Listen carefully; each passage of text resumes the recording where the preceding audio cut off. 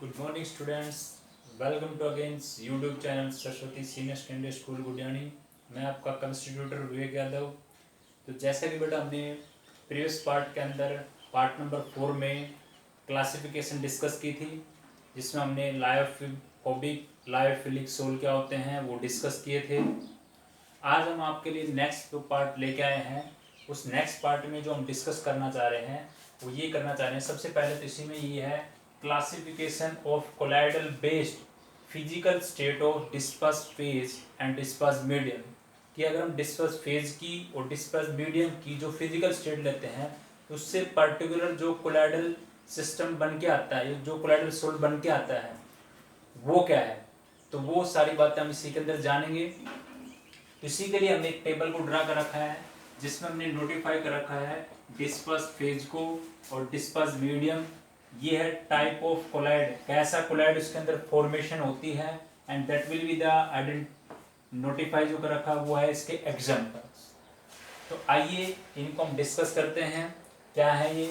अगर देखो, अगर आपके पास डिस्पर्स फेज जो है वो भी आपका क्या हो, सॉलिड हो, और डिस्पर्स मीडियम भी क्या हो, सॉलिड होता है। अगर ये दोनों चीज सॉलिड होते हैं तो जो कोलाइडल, जो आपके पास कोलाइडल सॉल्यूशन बनेगा, किस टाइप का कोलाइड बनेगा आपके पास, वो क्या बनेगा, सॉलिड सोल बनता है। ये भी सॉलिड हो, ये भी सॉलिड हो, तो क्या बनता है, सॉलिड सोल। अब इसका एग्जांपल क्या है, सम कलर्ड ग्लासेस, जो आपके पास ग्लास होते हैं ना, तो कलर्ड ग्लास जैसे कोई ग्रीन कलर का हो सकता है, ब्लू कलर का हो सकता है, कोई स्काई ब्लू कलर का हो सकता है, वो इसके अंदर आएंगे। दूसरा है, ये आपके पास यहाँ पे लिखा है जम स्टोन्स या प्रीशियस स्टोन्स बोल सकते हैं। इसका मतलब क्या है, जो रतन पत्थर बोलते हैं, जिनको रतन पत्थर या जो मतलब इम्पोर्टेंट जो आपके पास स्टोन होते हैं जिनका हम यूज करते हैं, जैसे रिंग के अंदर यूज करते हैं, तो इस टाइप की जो बनते हैं वो किसके अंदर आते हैं, सॉलिड सोल होते हैं आपके पास। ठीक है, यहाँ पे जो हम चीज सीख रहे हैं वो क्लासिफिकेशन क्या सीख रहे हैं कि अगर मैं फिजिकल स्टेट जो अकॉर्डिंग टू डिस्पर्स फेज और डिस्पर्स मीडियम दोनों को मिक्स करते हैं तो आपके पास क्या बनता है, कोलाइडल सॉल्यूशन बनता है।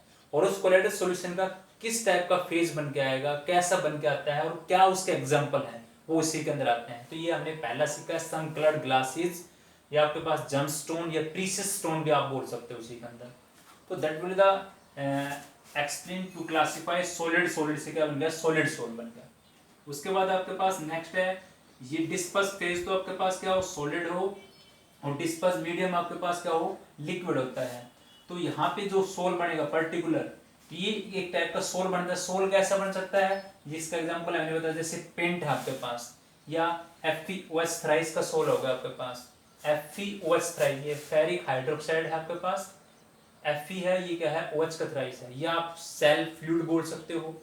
तो इस टाइप के जो एग्जाम्पल हैं वो आपके पास आते हैं। अब यहाँ पे जो हम चीज सीख रहे हैं इसका क्वेश्चन कैसे पूछा जाता है। क्वेश्चन एक्चुअली ऐसे पूछ लेता है कि जो आपके पास स्मोक है उसके अंदर किस टाइप का कोलाइड बनता है, ये पूछ सकता है। या स्मोक जैसे ऐसे पूछ सकता है, भाई मैं डिस्पर्स फेज तो मेरे पास सॉलिड हो और डिस्पर्स मीडियम क्या हो, गैस हो, तो ये किसके अंदर आएगा आपके पास, तो आप आंसर दोगे सॉलिड इन गैस के अंदर, सॉलिड इन गैस के अंदर। या आपसे पूछ लिया जाए पेंट, पेंट क्या है, solid in liquid, solid in liquid के अंदर।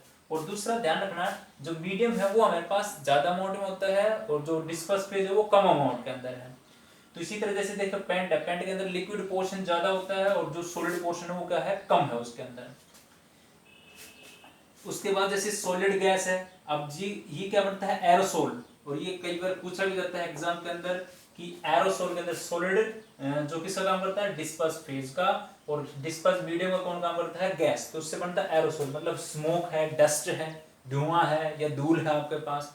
तो जैसे आप डस्ट देखते हो तो डस्ट के अंदर, उसके अंदर क्या होते हैं, जो ये कंटेंट क्या होता है, कम होता है आपके पास, और जो एयर होती है वो क्या होती है, ज्यादा होती है आपके पास। इसी तरह जो आपके पास स्मोक के अंदर जो स्मॉल स्मॉल पार्टिकल होते हैं वो तो क्या होते हैं, कम होते हैं।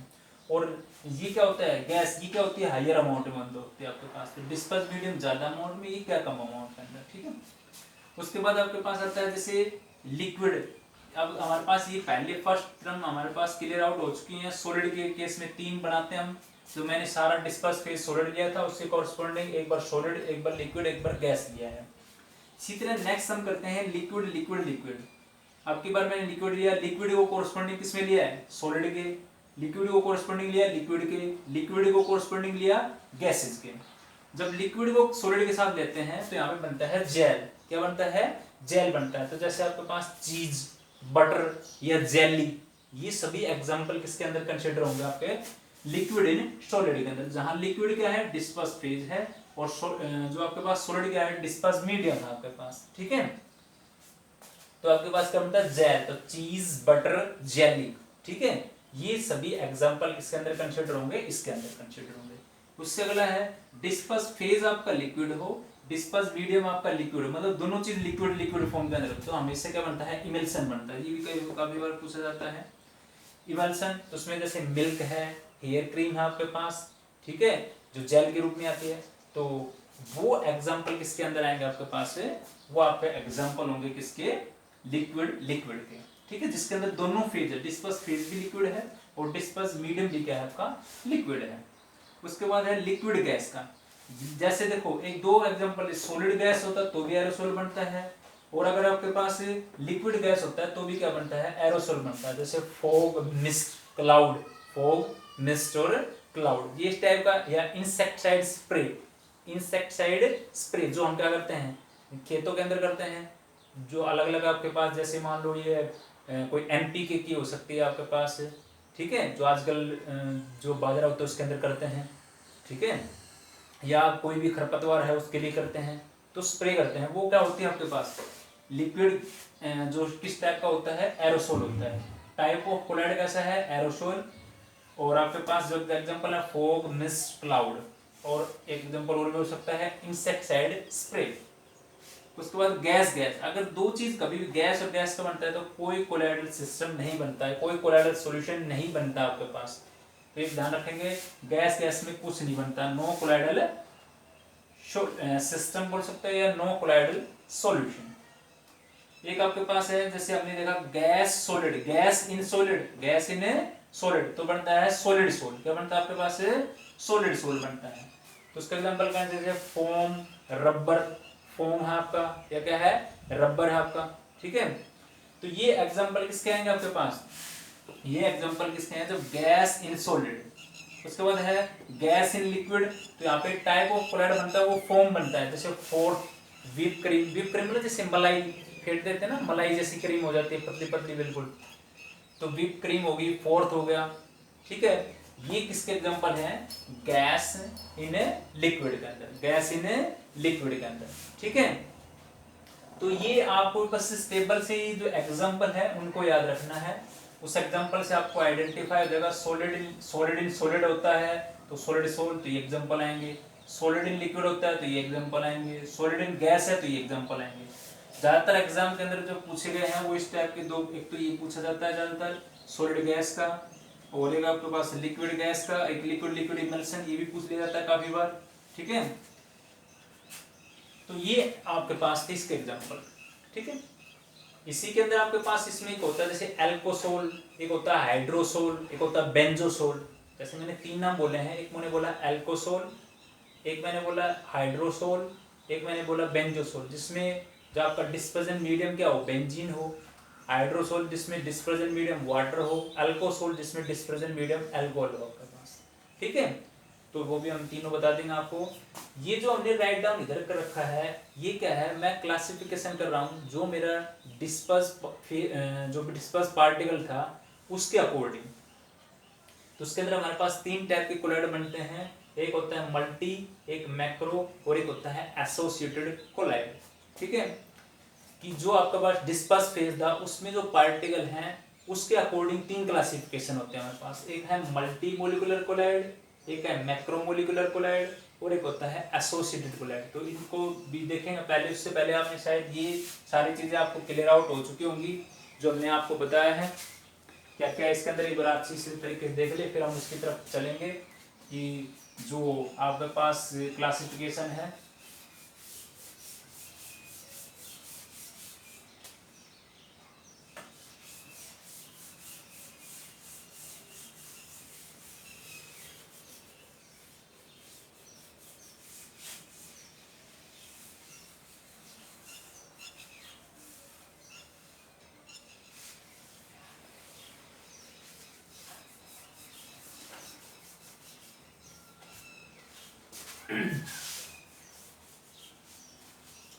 तो ये आपके पास हमने तो classifications based on the disperse जो पार्टिकल आपका फेज का पार्टिकल उसके अकॉर्डिंग 3 टाइप से है, मल्टी, मैक्रो और एसोसिएटेड कोलाइड।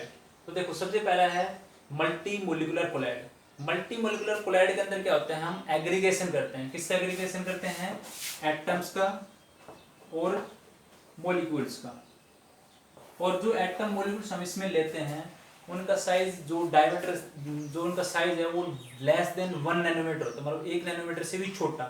और उनको जब हम इकट्ठे करते हैं, एग्रीगेट करते हैं, और एग्रीगेट करने के बाद एक कोलाइडल रेंज में जो हमारे पास कोलाइड बन के आता है उस कोलाइड का नाम होता है मल्टी मोलिकुलर कोलाइड। तो वही हमने बताया है, they are formed by the aggregation of large number, मतलब बहुत ज्यादा नंबर ऑफ एटम्स या मॉलिक्यूल को विच है जिनका डायमीटर क्या है लेस देन 1 नैनोमीटर। तो इस चीज पे ध्यान रखेंगे, जिनका साइज क्या है लेस देन 1 नैनोमीटर है, उससे हम जो बनाते हैं कोलाइड वो बनता है मल्टी मोलिकुलर कोलाइड। जैसे एग्जांपल है सोल ऑफ गोल्ड, गोल्ड का कोई सोल बना दिया या सल्फर का बना दिया हमने।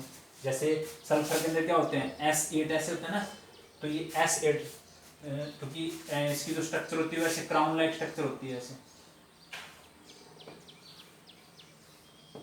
1 2 3 4 5 6 7 और 8, ठीक है। तो ऐसे ऐसे स्ट्रक्चर होते हैं। तो ये हमने इसके अंदर जो बनाया है सोल जो प्रिपेयर किया है जैसे सल्फर का या गोल्ड का, तो उसमें जो पार्टिकल का साइज क्या होना चाहिए, मतलब बहुत सारे पार्टिकल दूर दूर उनको इकट्ठा करके एग्रीगेट करके और लार्ज नंबर ऑफ एटम्स और मॉलिक्यूल को, तो उससे जो बन के आया आपके पास वो आपके पास मल्टी मोलिकुलर कोलाइड है।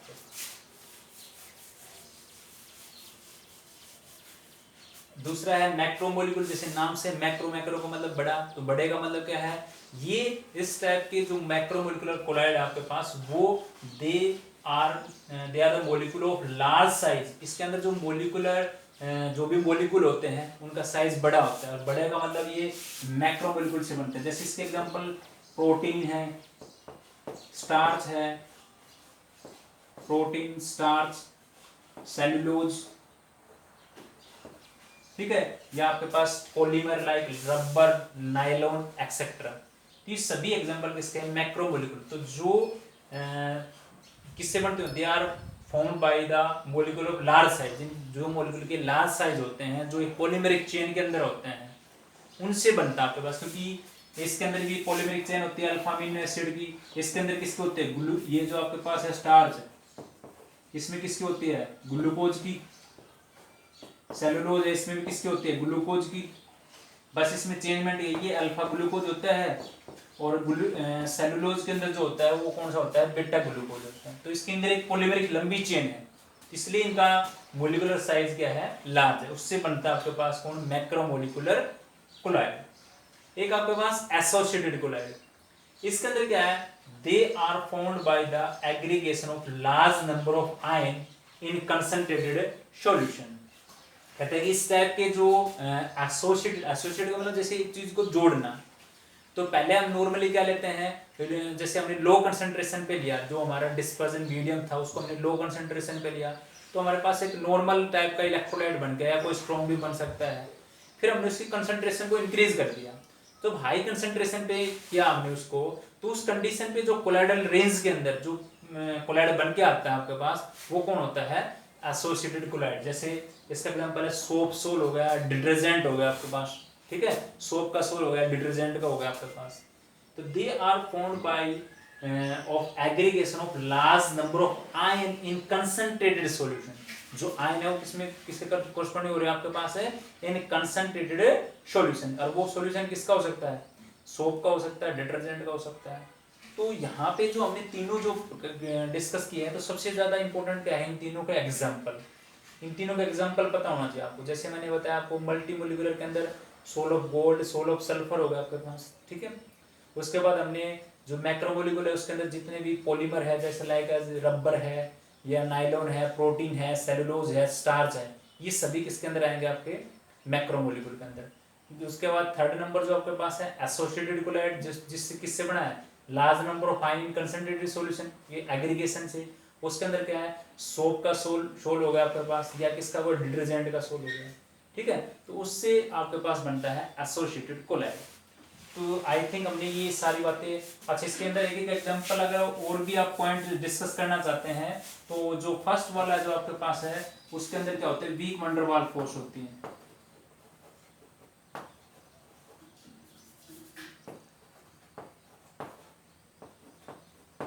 वीक वंडर वाल फोर्सेज होती हैं, और इसके अंदर ड्यू टू लॉन्ग चेन की वजह से, due to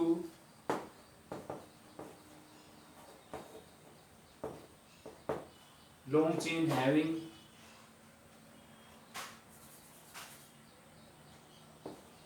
due to long chain holding of van der Waals forces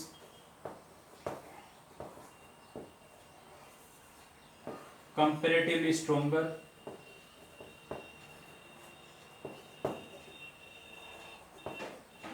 than किससे, मल्टीमोलिकुलर कोलाइड।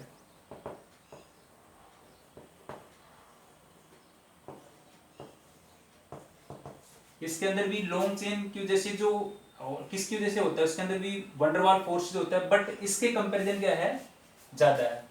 इसके कंपैरिजन क्या है, ज्यादा है। इसके अंदर क्या है, इसके अंदर जो आपके पास अरेंजमेंट जो बनता है, आपके पास जो सोल बन के आया है, जो सल्फर का सोल बन के आया है, गोल्ड का सोल बन के आया है, उनके अंदर क्या ऐसी है, वीक वंडर वाल फोर्स है।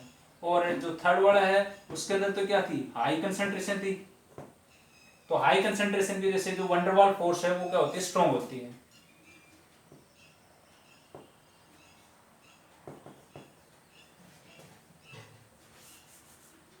Due to high concentration it's have stronger van der Waals force।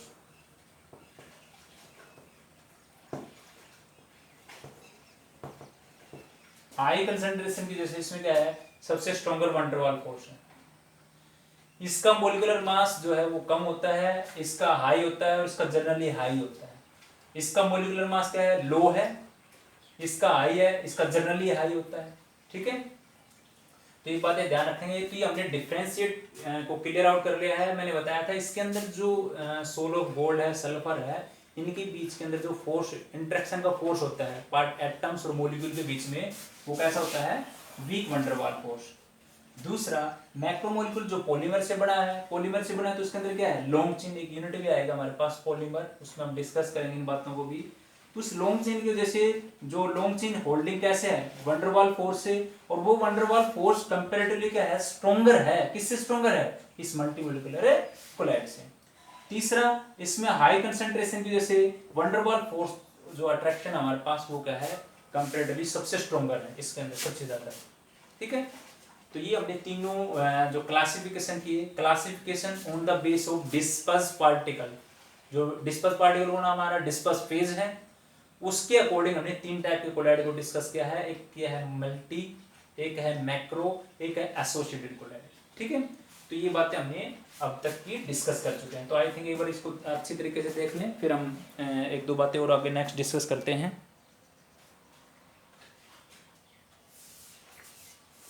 अब इसके अंदर हमने जैसे अब तक जो बेटा हमने डिस्कस किया था, उससे पहले वही किया था, क्लासिफिकेशन ऑफ डिस्पर्स पार्टिकल, जो हमारा डिस्पर्स फेज था उसके अकॉर्डिंग हम कितने टाइप से बांटते हैं।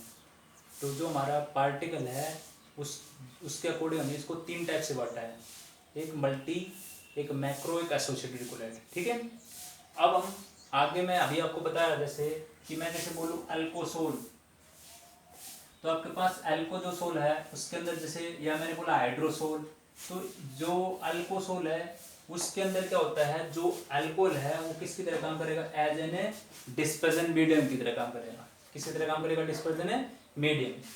या मैं बोलूँ हाइड्रोसोल, तो आप बताओ इसके अंदर कि आपका जो डिस्पर्जन मीडियम है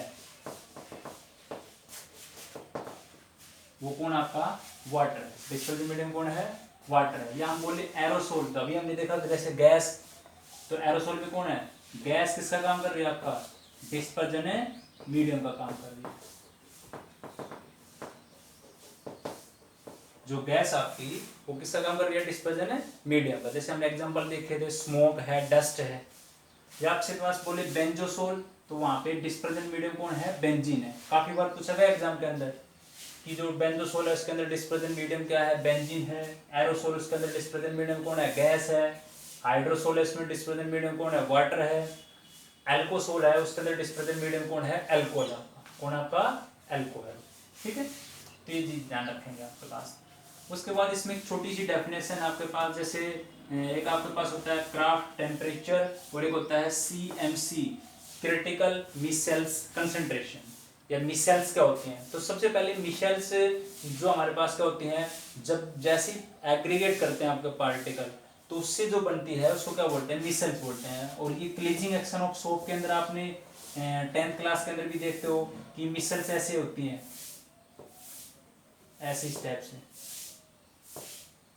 जिसके अंदर यहाँ पे क्या होता है, नेगेटिव पार्ट जिसको बोलते हैं पोलर पार्ट, या इसको हटा देते हैं यहाँ से। तो ध्यान देंगे ये आपके पास कैसा है, ये जो आपके पास पार्ट है ये कैसा है, पोलर पार्ट आपका, और ये वाला जो पार्ट है वो होता है नॉन पोलर पार्ट। और नॉन पोलर पार्ट होता है वही कौन सा होता है आपका, हाइड्रोफोबिक। और ये पोलर पार्ट होता है वो कौन सा है, हाइड्रोफिलिक।